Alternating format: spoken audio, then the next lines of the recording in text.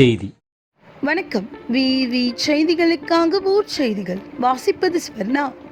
மழையால் மேற்கூரை இடிந்து விழுந்து ஒருவர் உயிரிழப்பு. ஷோலிங்கர் அருகே மழையின் காரணமாக வீட்டின் கூரை இடிந்து விழுந்து நியாய விலைக் கடை ஊழியர் உயிரிழப்பு. ராணிப்பேட்டை மாவட்டம் ஷோலிங்கர் அடுத்த சின்ன பர்வத்தூர் கிராமத்தை சேர்ந்தவர் ரவிச்சந்திரன். இவருக்கு திருமணமாகி 3 குழந்தைகள் உள்ளனர்.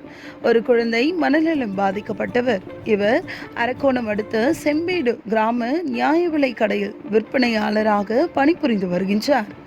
இவர் பழைய நாட்டு ஓடு போட்ட வீட்டில் குடும்பத்துடன் வசித்து வருகின்றார்.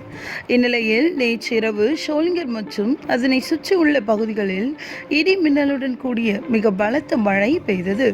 இந்நிலையில் வீட்டின் கூரை திடீரென இடிந்து விழுந்ததில் பலத்த காயம் அடைந்த ரவிச்சந்திரனை அக்கம் பக்கத்தினர் மீட்டு 108 ஆம்புலன்ஸ் மூலம் ஷோலிங்கர் அரசு மருத்துவமனைக்கு அனுப்பி வைத்தனர்.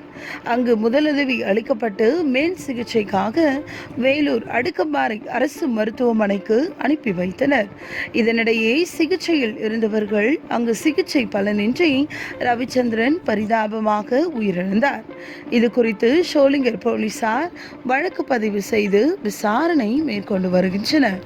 இச்சம்பவம் சின்ன பர்வத்தூர் கிராமத்தினிடையே பெரும் சோகத்தை ஆழ்த்தியுள்ளது.